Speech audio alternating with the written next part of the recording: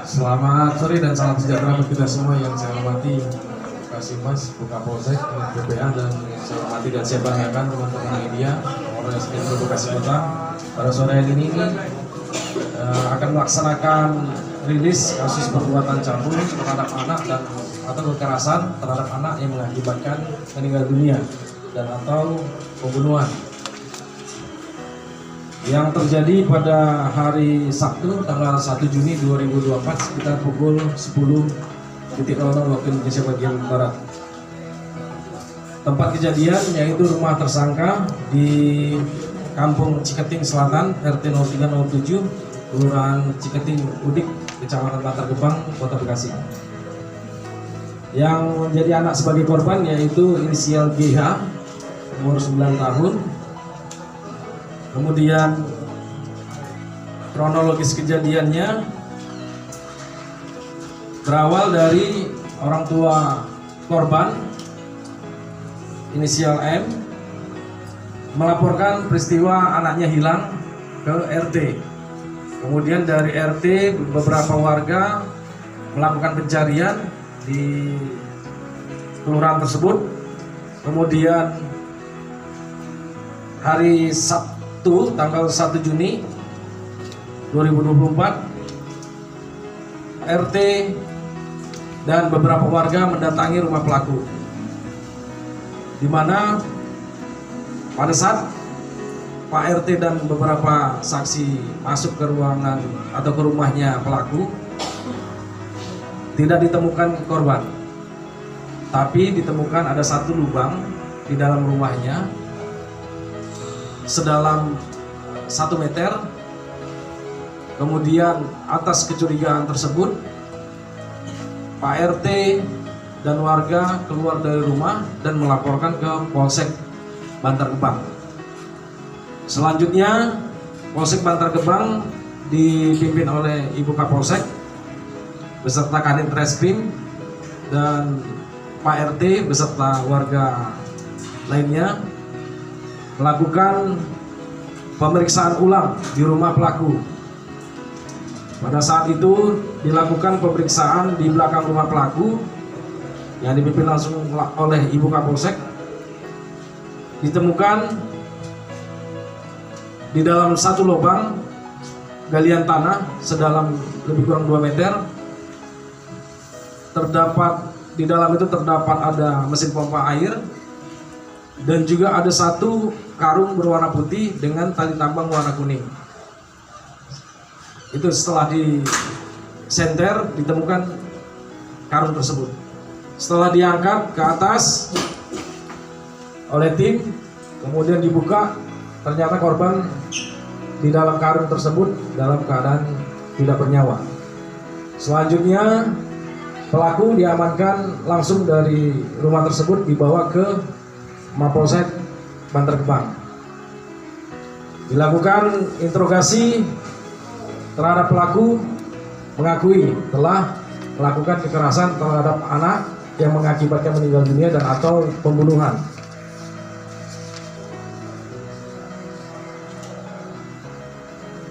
Kemudian dilakukan pengembangan. Awalnya pelaku tidak mengakui telah melakukan kekerasan seksual terhadap korban.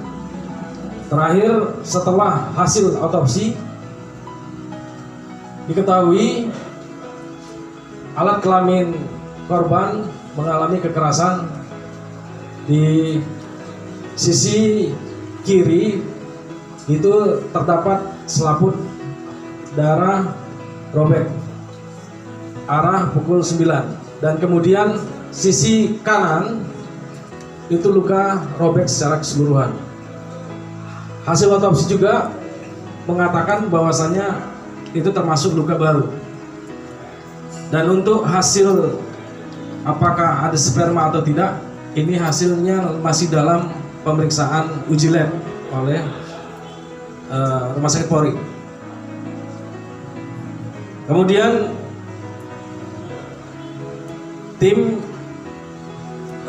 dari Polres, tim dari Satreskrim dan Unit Reskrim Polsek Bantar Gebang kembali melakukan cek TKP yang mana hasil pengamatan didapat ada 2 lubang.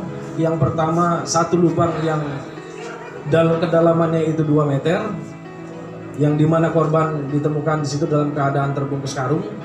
Yang satu di dalam rumah terdapat satu lubang yang dalamnya itu lebih kurang 1 meter. Kemudian kami melakukan pengamatan di dalam rumah, terdapat ada 1 titik, itu semennya terlihat baru, yang mana kami tim duga itu kemungkinan ada korban lainnya. Namun setelah kami lakukan penggalian sedalam lebih kurang setengah meter lebih, tidak ditemukan adanya korban lainnya, sehingga kami kembali ke lapangan untuk melakukan full bucket dari saksi-saksi sekitar TKP.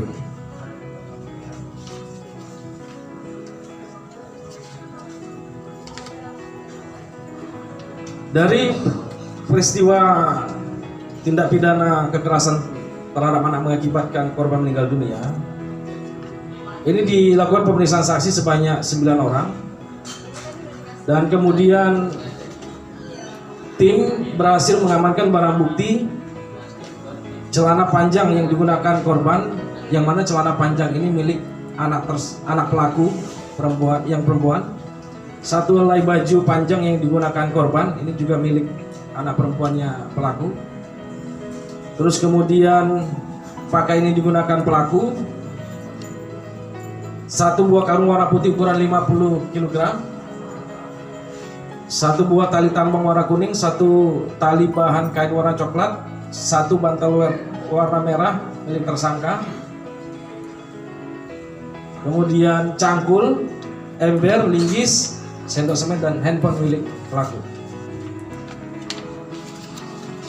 Kemudian modus operandi pelaku melakukan tindak pidana yaitu dengan sengaja dan secara sadar melakukan perbuatan pidana pencabulan terhadap anak di bawah umur dengan cara meraba-raba payudara anak korban dan berusaha memasukkan alat kelamin pelaku ke dalam alat kelamin anak sebagai korban, namun tidak masuk keseluruhan. Selanjutnya pelaku juga melakukan kekerasan terhadap anak korban sehingga mengakibatkan anak korban meninggal dunia dengan cara pada saat anak korban sedang tidur, pelaku duduk di samping anak sebagai korban tersebut, membekap dengan menggunakan bantal yang sudah diamankan, bantal tidur, membekap wajah korban, kemudian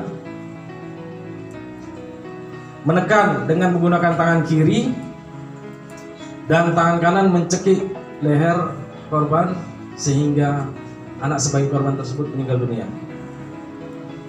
Untuk motif pelaku, ini ada 2 motif pelaku untuk perbuatan pencabulan dan juga motif pelaku melakukan kekerasan terhadap anak yang meninggal dunia dan atau pembunuhan.